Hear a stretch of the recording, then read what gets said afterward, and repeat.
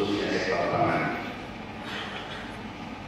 Karena selama ini terlalu tidak berdasarkan fakta, data, pertanian.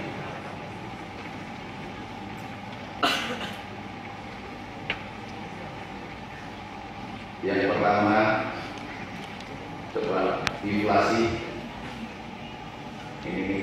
Ini adalah barometer suatu negara, harga pangan stabil atau tinggi atau rendah dan seterusnya.